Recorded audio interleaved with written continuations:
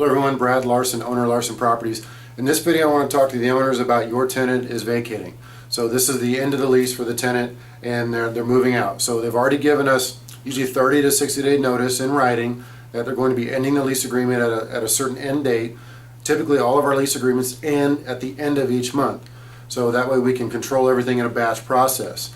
So 30 days out we'll have them home on the market again to re-rent the home. So let's say the lease agreement was going to end, just abstract date 31 March. So by 1 March we would have that home on the market again to re-rent and replace that tenant.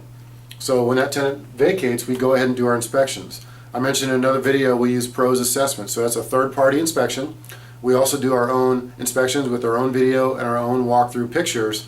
So we have eyes on that home in addition to our third-party assessment. So we do the very good inspections because that leads us into the security deposit.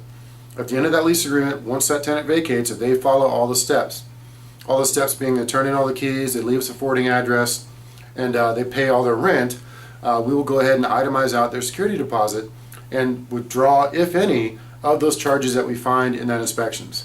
I actually love refunding full deposits. However, it may not be the case in every particular situation. Some tenants may not have the ability or time to clean as well as they should.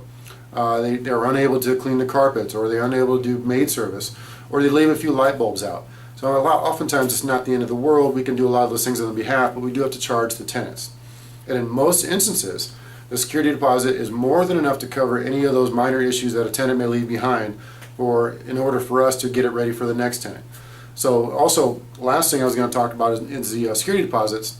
And most security deposits are owner held in our system, meaning that unless the owner makes specific arrangements with us to hold their security deposit, we will typically hold the last month's rent of that outgoing tenant to pay for that security deposit to them, because in the beginning we forward everything to the owner for them to hold, hence the owner held security deposit.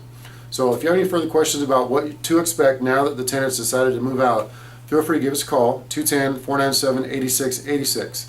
And thanks for watching. Take care.